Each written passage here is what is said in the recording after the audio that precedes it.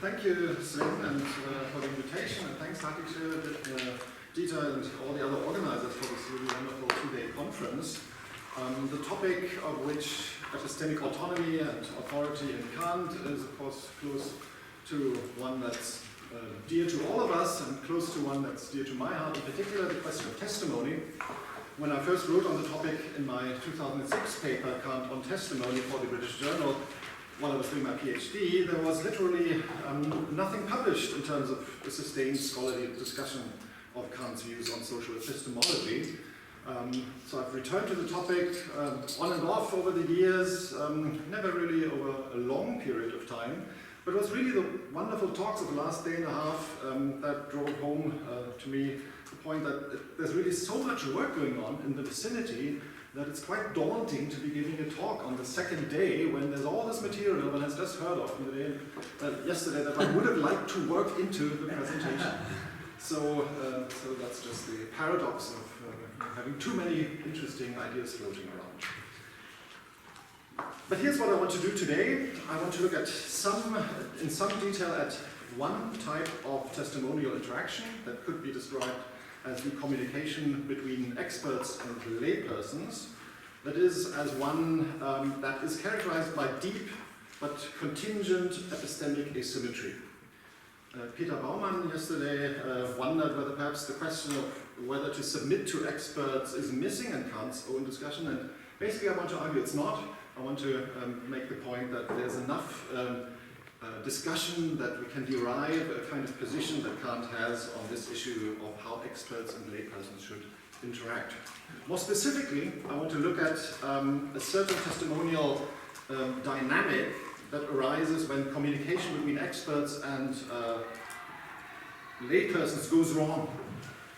Whether this is due to experts being mere pseudo-experts, to put it in contemporary language, or because the audience sort of arrogates to itself a superior position that is unwarranted, so basically dismissing experts. They're just experts. Of course, we're all too familiar with this in contemporary discourse, but I think there's interesting aspects in Kant that one can perhaps use and in fruitful ways, and that's kind of partly my motivation for looking at this here. So basically I want to sketch an analysis of epistemic populism. That's my term, not Kant's, obviously. And in doing so I will also draw on some precursors, notably Friedrich Meyer, although the history is not really my primary focus, the prehistory of this debate, but I do find it helpful as a contrast. So please don't pin me down exactly what Meyer has to say on all of this. That's not the point for today. It's a kind of foil against which I want to look at some of the material in Kant.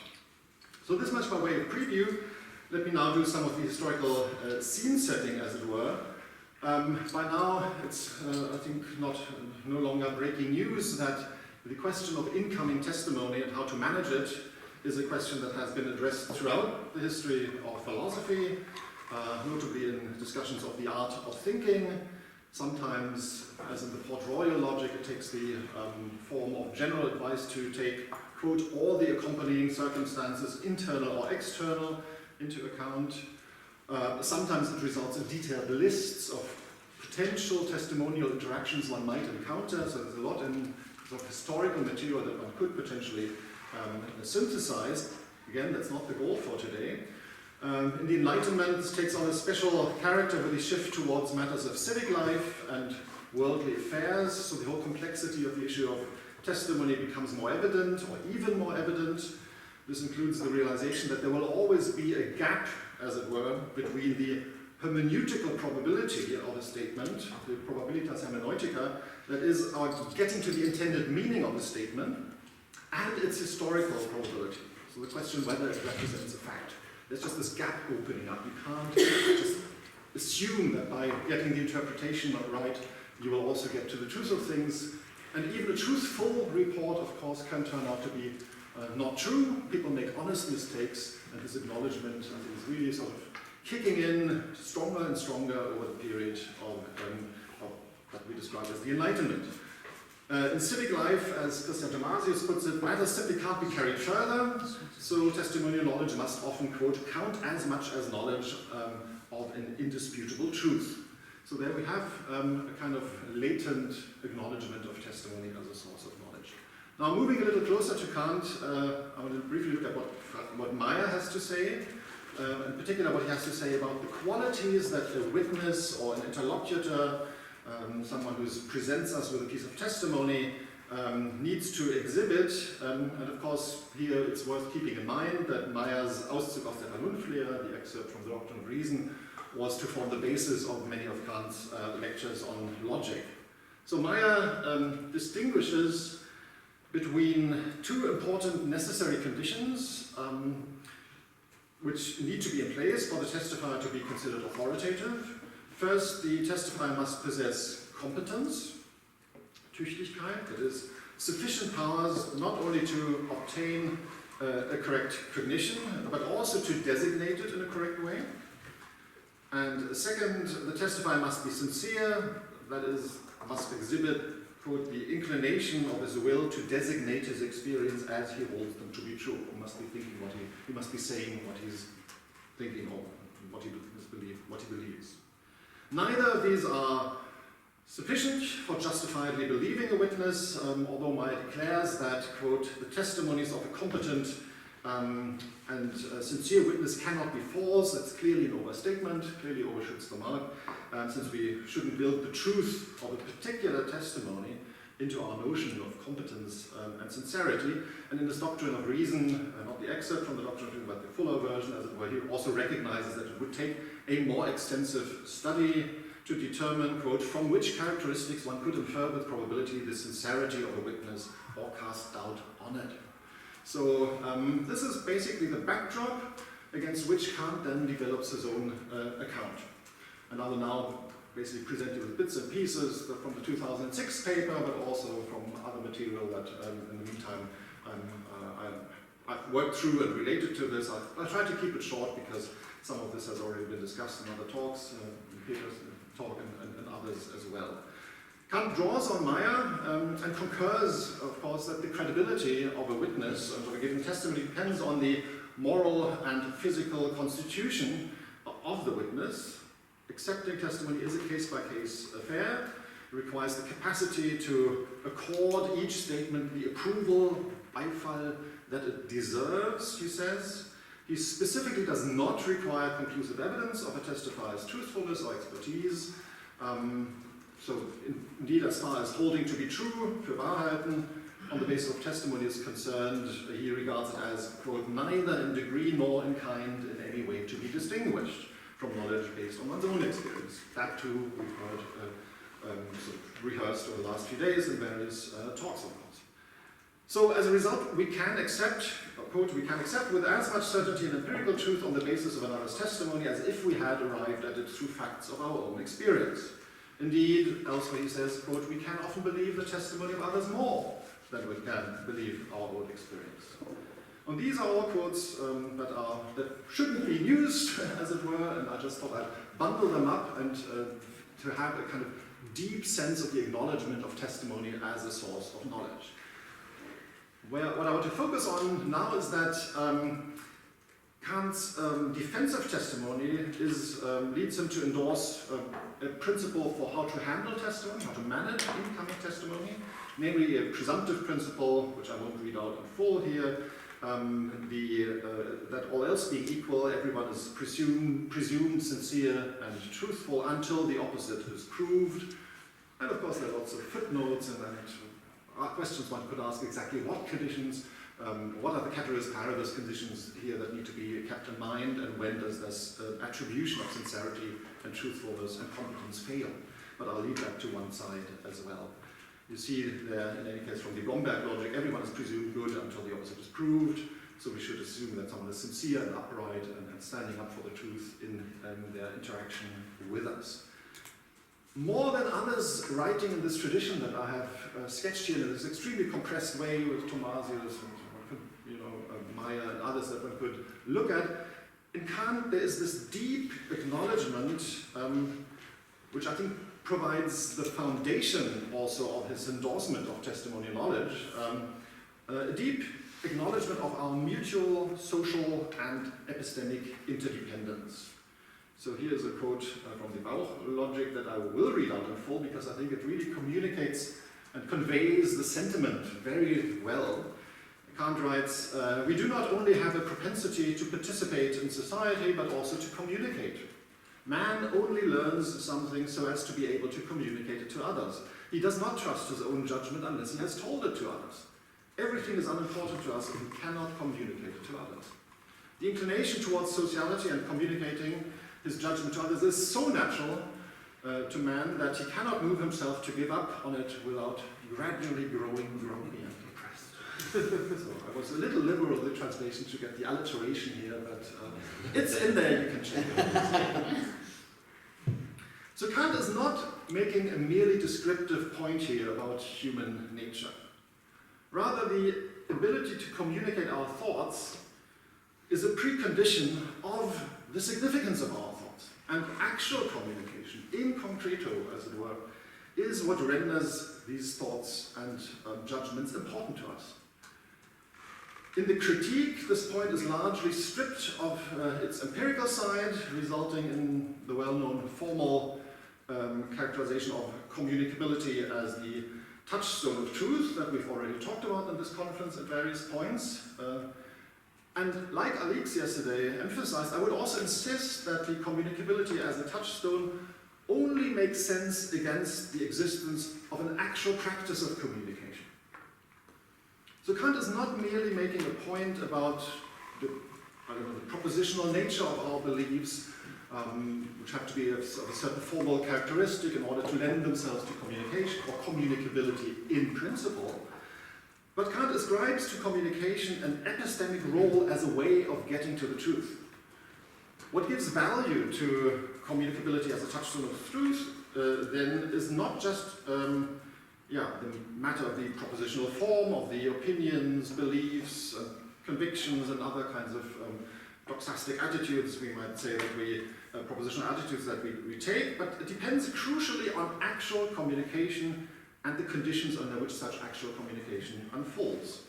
And that's precisely the point that I think has been highlighted by Alix and others, and that I also want to contribute to, that we need to exercise actual communication, at least on occasion, if and when it's called for, because without that we could hardly expect to find our belief in question, as the communicability criterion here demands, quote, to be valid for the reason of every human being. Nor could we profit from another important function of communication, namely putting our beliefs, our judgments to the test, and to rely on others to correct any mistakes that we might make along the way.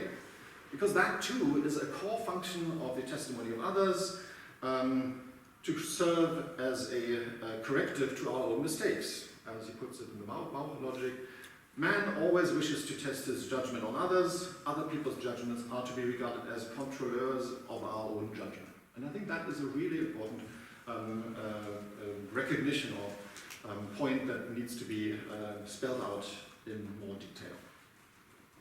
Now, I'll turn now to a sort of structural feature which I'm a little bit uncertain about myself, and I'm also a little bit uncertain whether calling it the parity assumption, as I do it here, is just not to be identified with the quote that's up there, is really the best way of putting it. But what I want to get at is that underlying this deep acknowledgement and defense of testimony as a source of knowledge is a sort of parity assumption, that as cognizers, we are basically on a par with one another. Not in every single point, not with respect to every single belief, of course. Others are better placed, spatio-temporal advantages, but by and large, and by our very nature, the rational capacities we bring to bear on the world, we are on a par with one another. When it comes to empirical matters, all else being equal, others are as capable as us individually, of acquiring the requisite empirical knowledge. And since we all partake in the collective practice of sharing knowledge, we can, and to a certain extent should, trust others for knowledge. Trust them in particular for experiences that they have made that we couldn't have made, if only simply because we weren't in the right place at the right time. So I take it that this is what allows Kant to hold that we can accept with as much certainty an empirical truth on the basis of another's testimony as if we had arrived at it through facts of our own experience. That to me is an expression of an underlying assumption of epistemic parity between each of us, all of us. So given the impossibility of always being in the right place at the right time, for acquiring the right first-hand experiences, how else, in some sense you could ask, how else could we hope to acquire the corresponding empirical knowledge? Now it's worth emphasizing that the parity assumption of course works both ways. When it comes to certain subject matters, for example concerning morality, moral principles, or universal truths, so when it comes to truths of reason, we have a duty, as it were, to acquire them through the exercise of our own rational capacities. Testimony can at best communicate their content in a purely formal way. So formaliter, he says, but cannot really furnish us with the rational insight that would be necessary to appreciate the force of these truths of reason. In the 2006 paper I put it, and I think Hatice will probably comment on this, in a bit of a sloppy and pointed way, quote, where it is possible to derive truth solely from one's own faculty of reason, we have a duty to do so, but where this is impossible, we have a duty to rely on other people's testimony. And there's a lot to talk about here, of course, what kind of duty are we talking about? Can't be a strict duty and all that, but we should in some sense do what we can, but only where we actually can. And that's the kind of basic idea that I just wanted to hint at. So there's this restriction. Not all truths are communicable actually as knowledge simply by taking them on trust. We have to work through them. That's not a shortcoming, but that's also not a sign of the special significance. It's just in the nature of these kinds of truths of reason that they require this rational insight. So the parity assumption, though, carries with it the tacit assumption that, as I've said it before, all else being equal, if only we were in the right place at the right time, we could, in principle, come to first-hand experiences. We could come to experience first-hand what we can now only come to know second-hand. And why? Because they're just accidental or contingent spatio-temporal limitations on where we can be at what time. We can't be everywhere. We can't be making experiences, all the things happening in the world, but other people's experiences in some sense are on a par with mine. This assumption, though, even with respect to empirical matters, comes under pressure from two sides, under practical pressure in a way.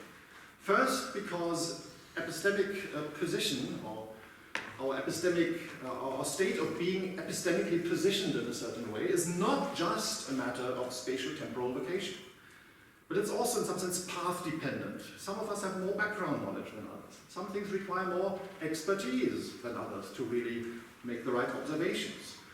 It depends crucially on the sort of trajectory that we've taken in handling ourselves, conducting ourselves, making experiences of the world. So that's one limitation, that epistemic position is not merely a matter of spatio-temporal location, even for empirical matters. And secondly, there's this rapid growth of empirical knowledge. The sheer overabundance of information that we find ourselves presented with. And we could not even hypothetically realize adopting the outlook of each and every interlocutor and informant we encounter in the world. And this is partly the result of this ever-increasing, and of course very, at the time, salient and much discussed, growth of also scholarly information. Kant writes about it and says, it is not the weight that burdens us, but it is the volume that constricts the space of our knowledge. So there's a clear sense of being aware of the overabundance. That the growth of knowledge actually presents a massive challenge to how we conduct ourselves with respect to how we should digest all that knowledge. And any purported art of thinking, therefore, also needs to address the question of how to strike the right balance between exercising our own cognitive capacities, thinking for ourselves, thinking for oneself, and on the one hand, and on the other hand, relying on the epistemic authority of those who claim to have the superior epistemic standing. So here we have exactly implicit on eliminably so the tension between epistemic autonomy and the purported epistemic authority of others to whom we should submit, or who at least present themselves as authorities that we ought to submit to. And an important test case in this context is the example of putative experts, such as scientists and other scholars. And now I'll again do a little bit of a comparison between Meyer and Kant on this score, since both have interesting and interestingly different perspectives on the question of how and when it would be appropriate to respond to claims of expertise. And as I can only briefly hint at, it's interestingly Meyer, more so than Kant, who staunchly defends the layperson's right to stand up to the claims of epistemic authority. So Meyer gives a far-reaching carte blanche to challenging experts, or to non-scholars, to dissent from scholarly opinion. And by contrast, as I hope to show, Kant's position amounts to, or at least it includes, an insistence that dissent isn't always, and thinking and arrogating to oneself that one can think through things on one's own, that isn't always a rational position to take, and that it may even be blameworthy. To see how this difference in emphasis plays out, I first want to look at Meyer's defense of Selbstdenken, of thinking for oneself, before turning to Kant's well-reasoned restrictions on this kind of defense of Selbstdenken in certain contexts. And as I hope to show, a mode of thinking for oneself that is not properly responsive to the very real epistemic asymmetries for Kant is something which is simply unacceptable. But let's first look at Meyer. So Meyer departs from the practice known, for example, from Wolff, to distinguish between cognitio philosophica and cognitio historica, and he draws a line more generally between scholarly cognition, gelehrte Erkenntnis, and gemeine Erkenntnis, common cognition. So he kind of drops this restriction to the subject matter of philosophy. Of course, it's got a broader meaning, but according to Meyer, any scholarly opinion, any gelehrte Erkenntnis should be such that it can be largely derived on the basis of one's own judgment. So whoever, quoting here from the middle of this paragraph you're seeing on the slide, whoever wishes to think like a true human being must, if he is to hold something for true or false, carry out his own investigations. He must go back to those reasons by which one can alone judge the true and the false, and must accept or reject something solely on their basis. Now, to be sure, acquiring scholarly cognition must exhibit a number of qualities that can't easily be guaranteed, among them clarity, Deutlichkeit, comprehensiveness, Weitläufigkeit, thoroughness, Gründlichkeit, and utility, Nutzen. So these are all like desiderata. And Meyer emphasizes that scholarly cognitions are not simply to be equated with the beliefs and opinions held by scholars. Of course, the two can come apart. For one, professional scholars, he acknowledges, often do not pay equal attention to this list of desiderata, things we would like to see in scholarly cognition. So they too are prone to make mistakes. He says, I know full well that there are many scholars who are perfectly content with their cognitions being correct, clear, and certain, and perhaps even comprehensive, yet who are wholly unconcerned with what is practical and important in their scholarship. Yes, things haven't changed all that much. So, furthermore, professional scholars have an unfortunate tendency, and Meyer recognizes that, to dismiss arguments by those whom they perceive rightly or wrongly as their inferiors. And this tends to violate what Meyer takes to be obvious, the largely equal distribution of cognitive abilities among humans, irrespective of their specific backgrounds. So while Meyer aims to empower, as it were, individuals by spelling out rules of proper reasoning in the Vernunftlehre, he is under no illusions that this can somehow guarantee that they will get the fair hearing they deserve. He who makes use of his reason, he writes, this is in not the excerpt but the Vernunftlehre, he who makes use of his reason in accordance with my prescriptions will be put in a position to think just what a scholar thinks. Isn't that magic? You just read the Vernunft and you just be a scholar right there. He will be able to think correctly and thoroughly. He will then attempt a conversation with someone who is merely a scholar by profession. He will not understand him, and the latter will take him for an ignoramus, and this is because he thinks like a human, whereas the scholar is a pedant. So it's perhaps worth mentioning that the target of Mayer's criticism, the Schulfuchs, had by then become a figure of ridicule, the archetype of a closed-minded and pedantic scholar who, like Rames in Lessing's 1748 play, The Young Scholar, who is unable to successfully navigate the social world and who, in spite of all his analytical prowess, misses the overall point of these scholarly endeavors. So that's the kind of cultural stereotype that was already prevalent then, or certainly circulating then. And it's against such scholarly pedantry that Meyer and his contemporaries pit the ideal of an enlightened science that engages with the world and its problems, and that is at least potentially open to anyone who has acquired the requisite skills of reasoning, as you might by reading Meyer's Vernunftlehre. Kant, on the other hand, to whom I will return now, Kant seems to be more aware of the pitfalls of trying to enter scholarly discourse as a self-taught layperson. So let's look at what Kant has to say by comparison. So like Meyer, Kant is all too aware of the dangers of mere scholarship. While he recognizes the need for erudition, for Gelehrsamkeit, he warns of the twin dangers of polyhistory and scholarly pedantry. So the former is based on the misguided belief that the appropriate way of responding to the ever-growing volume of knowledge is to try to simply absorb as much of it as possible.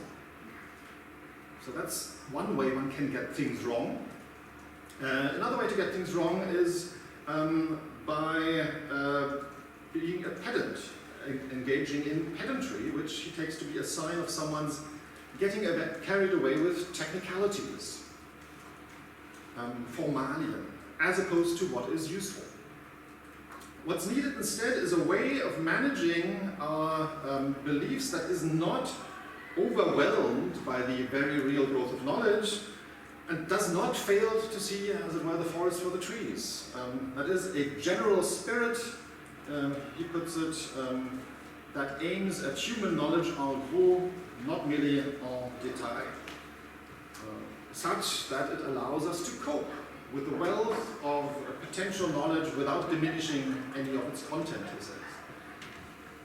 Now, the pedant is someone who slavishly tries to subject everything to established abstract rules before deeming it admissible. He says that, I think I might have the quote up there, the pedant is a slave to rules. And he does so even when evidence, when background information and context call for practical, if fallible, acceptance of a piece of information. So in some sense, the pedant lacks a proper orientation towards what matters in the world, and in this sense he's the exact opposite of the man of the world, Weltmann, and is a man of proficiency with respect to formalities only, he says.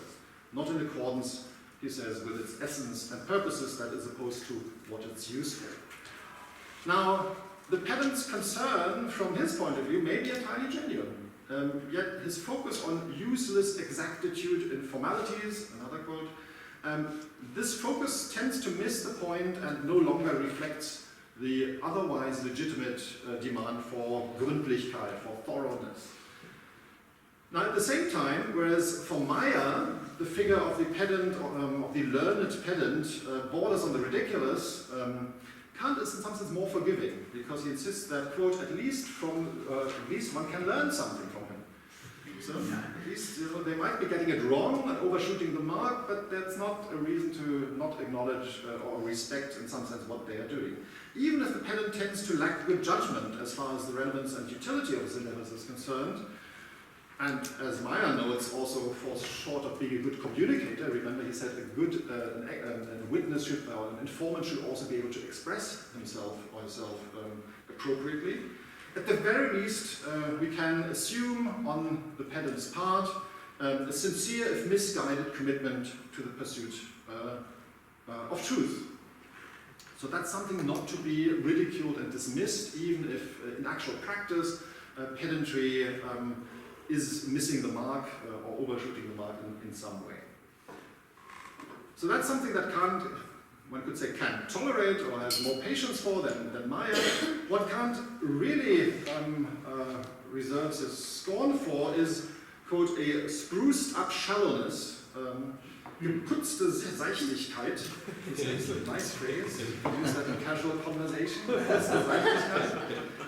So what he absolutely dislikes or argues against is this spruced up shallowness, which is associated with, quote, the art, or rather the facility of speaking in a social tone and in general of appearing fashionable, but which merely cloaks the paltriness of a limited mind. Especially when applied to the domain of science and scholarship, to Wissenschaft, Kant notes, it's often wrongly called or perceived as popularity, Popularität. Now, popularity for Kant is not itself something that is blameworthy. Indeed, it often reflects the natural method.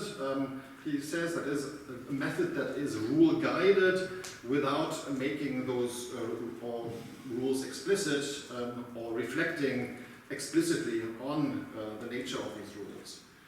So, popularity has something going for it. Pedantry and popularity for Kant are closely, if inversely linked, you might say. He says the lack of popularity due to scholastic habits is simply what is pedantry. But when applied in the right context, for example, as popularity in presentation, Popularität im Vortrage, then it amounts to the, quote, talent of making one's knowledge palatable to the interest and ability of common reason. But, and that's an important restriction, it requires knowledge of human nature and clear insight. So, popularity is something that has legitimacy when it's coming from a position of actual knowledge. When popularity replaces knowledge and just becomes a vehicle for rhetorical success, then it's something to be highly problematic. So the restriction that it requires knowledge is of central importance, and it's interesting to now, to conclude, to look at what happens when this connection with knowledge is severed and when things sort of go off the rails because it's no longer whatever the interlocutors are engaging is no longer the actual, honest, sincere pursuit of scholarly truth. So that's one thing I want to look at in the final section, or the final few minutes. Now, and this leads me to my term epistemic populism. Again, that's not a term that Kant uses, and I want to explicitly distinguish it from popularity, Popularität, and of course there's a whole, something which I initially started working on and realized it's getting out of hand. I wanted to connect it to the Popularphilosophie in the 18th century, but that's more a long-term project, how this pans out in this context. But it's when this connection with knowledge is missing, then popularity slides into what I, for my purposes, for this paper, and just to have a sort of snappy term for it, want to call a form of epistemic populism. Again, needless to say, it's not Kant's term. Now, the epistemic populist lacks knowledge as well as lacks any sincere commitment to the search for truth in general. Instead, playing to the audience and merely aiming to impress his interlocutors, or worse still, manipulate his interlocutors. He typically does so by arrogating to himself a degree of scientific competence and authority that he in fact lacks, and in doing so, in sort of pretending to have this epistemic position, this privileged epistemic position, in effect ends up disrespecting the authority of others, of those who are in fact real experts, who are objectively better placed and have objective qualifications that are relevant to the case at hand. So in this respect, the populist resembles the figures of the quack and the charlatan, which he discusses in some places and scattered places. Kant discusses both these archetypes, as it were. So, and he also resembles the apes of genius, he calls in general, who declare, quote, that difficult study and research are dilettantish and that they have snatched the spirit of all science in one grasp. So, of course, that's the misguided idea that it only takes a certain kind of special insight for everything to make sense and for all the scientific training that people have to go through and the requisite habits, virtues, whatever they need to, epistemic virtues they need to cultivate, to simply bypass all of that and to think for oneself from this newly acquired elite status, which is of course a complete populist fiction. So populists, epistemic populists like quacks and charlatans are found guilty of, quote, giving their ignorance the veneer of science through a mere sleight of hand, bloßer Kunstgriff, as they basically go about proclaiming their own subjective opinions to be on a par with carefully established knowledge that has objective justification and a lot more going for it. And such a strategy Kant deems highly problematic for two reasons: because it is epistemically blameworthy, because it systematically conflates one's own subjective opinion with objective grounds for belief, and secondly, it amounts also to a moral failure, since it de facto disrespects the epistemic authority of those who are objectively better placed to ascertain the facts. Because it effectively requests those people who are objectively better placed to, quote, think little of themselves in comparison with us, where us here now is this hypothetical figure of this populist way of approaching scientists, experts, and other scholars.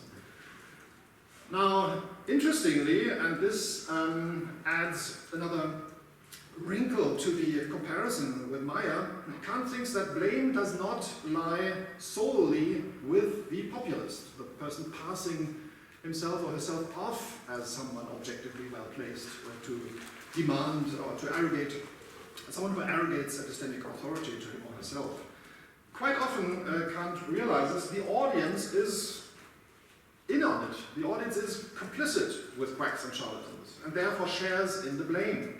After all, populists often merely pander to the prejudice of, quote, a well-to-do caste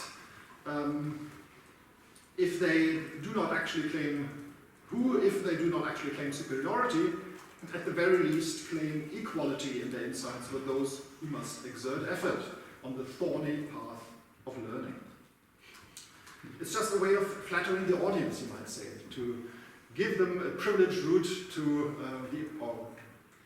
allowing them to appear epistemically authoritative when in fact they didn't go and simply bypass this thorny path of learning, which is the prerequisite for acquiring very real objective qualifications. So when communication misfires in this way, leading to the potentially uncontrollable spread of pseudo-knowledge and misinformation, testimony as a social source of knowledge is basically actively being undermined. So Kant's disdain for such rhetorical strategies and also for the gullible audiences who collude with those people who basically present these populist simulations of science is an attempt to, is something that's quite strong, this disdain he has, because he thinks that this is an attempt, quote, to make imperceptible and the blatantly obvious inequality between loquacious ignorance and thorough science. So, what I've tried to show in this admittedly somewhat localized discussion, so I've just looked at certain passages, some of it quite narrowly constrained, also in response to letters where people asked them to comment on sort of problematic developments in the public communication of knowledge. I still think that there is a kind of interesting twist that Kant has to offer here. In particular, it becomes, I think, clear from looking at his comments on polyhistory, pedantry, enthusiasm, and these kind of ways in which communication can misfire, that Kant is acutely aware of how attempts to blur the line between, on the one hand, well-earned epistemic authority qua expertise, and on the other hand, the mere simulation of inquiry by ignorant laypersons, far from empowering the layperson, actually chips away at the very thing that they want to emulate, which he calls formal science. And I think that's where I want to leave things for today, so thank you very much. Looking forward to the questions and to Hatice's comments. Thank you.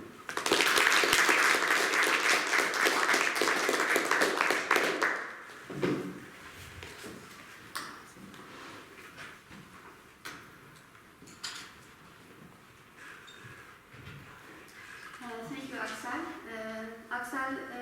Axel's work are actually the first ones that I came across that are directly about Kant's view on autonomy with a special focus on expertise, and I get benefited from them a lot. Although I will mostly share my disagreements rather than agreements today, I just wanted to think at the beginning.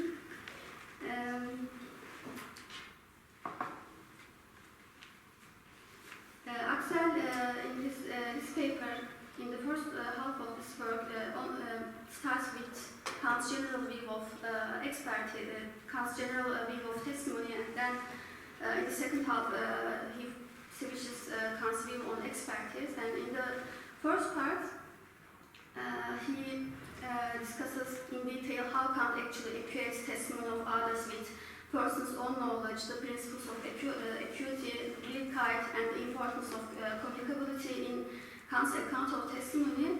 And although I agree with everything here, I find this picture a little bit incomplete because actually I'll explain in a minute why. First, I would like to point out that Kant is either completely ignored or assumed to have a negative view of testimony in the recent literature on testimony. This is partly because Kant is aligned with individualist and rationalist philosophers such as Descartes, and is assumed to think that testimony is unimportant because one's own rational thinking is more important. And partly also because of Kant's a little bit unsystematic and uncluttered views on testimony, which makes it easy for his insight to be miscategorized or disregarded. And in response to that, there is a growing tendency to show the more optimistic or more anti-reductionist side of Kantian testimony. And it is actually hard to categorize Kant's view on testimony into any of these traditional groups. And from my own point of view, the orientation of Kant's position on testimony is actually neither clearly reductionist nor clearly anti-reductionist in classical terms. Axel's 2006 paper and Josef's, and there are also some others who clearly uses that Kant is anti-reductionist or just emphasize the optimistic part of Kant's account of testimony, but I think there's a tension in his account. There are actually many other passages in Kant that are in tension with the anti-reductionist side. And I don't want to actually go into discussing them now, and I think they are partly going to raise in the next talk by Shiva. But I restrict myself only to the one point that Gelfert also discussed, which is the distinction Kant makes between a priori and empirical domain. According to Kant, testimony is only acceptable in empirical domain and not in a priori domain. He denies that non-empirical a priori truths of reason can be learned from testimony. I want to put here the example of mathematics. He says, while cognitions rest wholly on reason, to believe something on testimony of others is a complete misuse of reason. For the testimony of others must rest only on experience, because errors that conceal themselves cannot so easily persist in mathematics. However, I can surely rely on the fact that the diameter is as periphery as 100 to 314, although I only believe it and cannot say I know it. So mathematical truths of reason can be believed on testimony, but they cannot be known in this way, he says. But he also points out that while we may lack justification for them to count them as knowledge, their social importance and low probability that they are in error allow us to still use them and consent with them. And as you just seen in a few minutes before, that Gelfert also interprets this distinction in this way, where it is possible to derive truth solely from one's own faculty of reason, we have a duty to do so, but where this is impossible, we have a duty to rely on other people's testimony.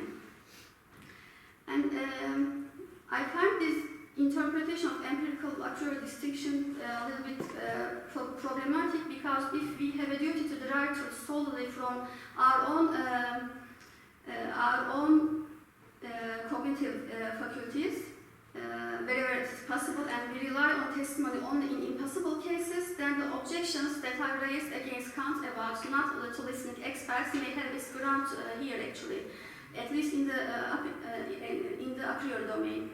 The expertise in math or other a priori domain should be in danger, because our duty will be to try to reach the truth in these domains by our own reason as much as we can, rather than trusting them. And in the literature, there is actually another approach to this distinction, which is actually suggested by Sasha Newton. And she says truths of reason cannot be learned from testimony, not because they are accessible only to the individual, but because they are already shared by others prior to communication. They are constitutive of a universally shared capacity for objective cognition. So it is actually not because testimony is only something that when we cannot by ourselves reach for, but it is because of actually how in a priori domain our mind actually works. And I would love to hear more about this by her rather than elaborating it by myself after the talk. But I think rather than taking this distinction in this way, to look at how Kant actually takes a priori and understand why he specifies this distinction in this way, I think much more helpful.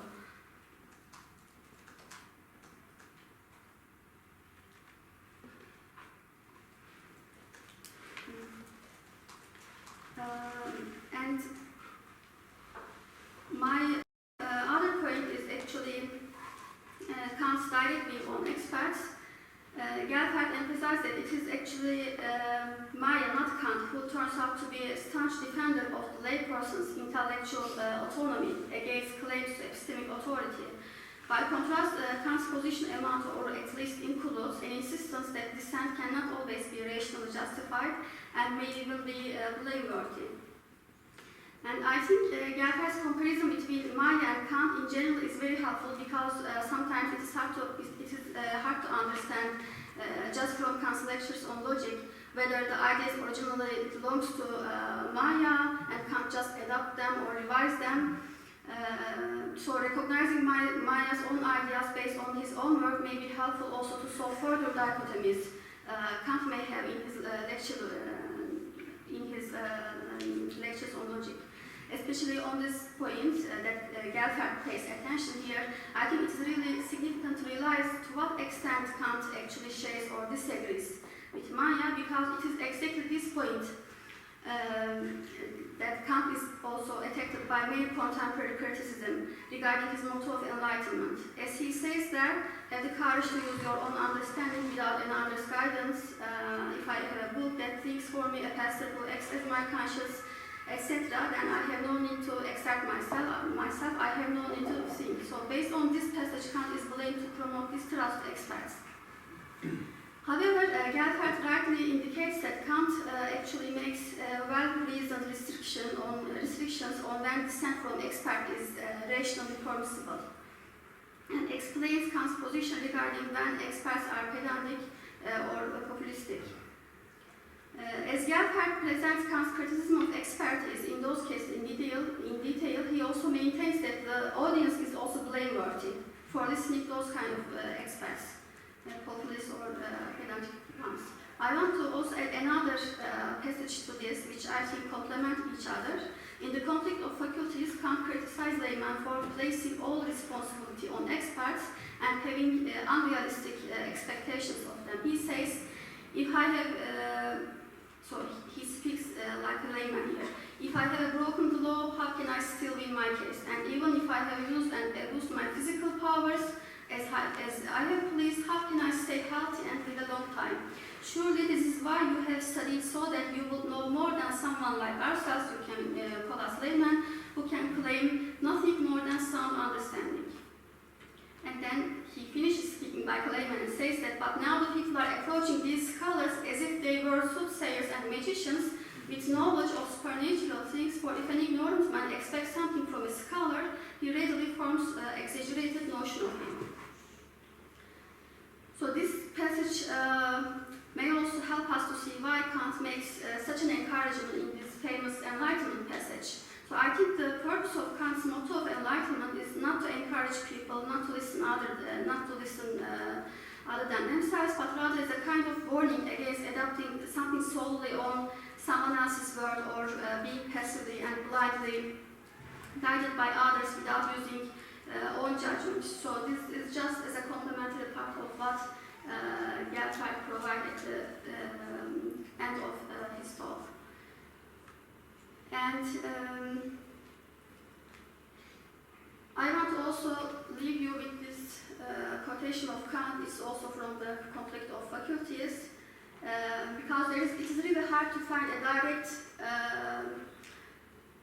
verse of Kant directly on expertise and layman problem, which is something very normal during at that time. I don't think there is this problem of expertise, but there is one passage that actually can show a glimpse of how he may think about this problematic relation of experts and laymen.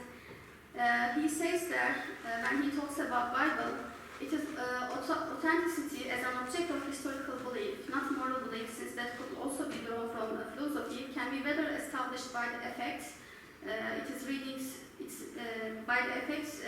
reading can produce in the hearts of men, thereby proofs based on critical examination of the teachings and tales it contains. Its interpretation, moreover, is not left to layman's reason, but reserved for the opinion of experts.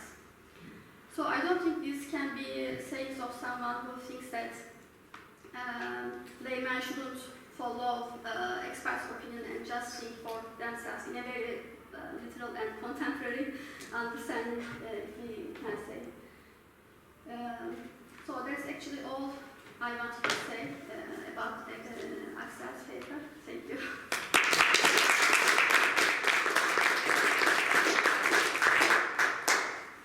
You want to respond? Yeah, I'll say a few words. Do you need your presentation again? No, I don't. I think I just need the mic since my voice seems to be gone. Yeah, thanks very much for this very sympathetic, generous, and sort of very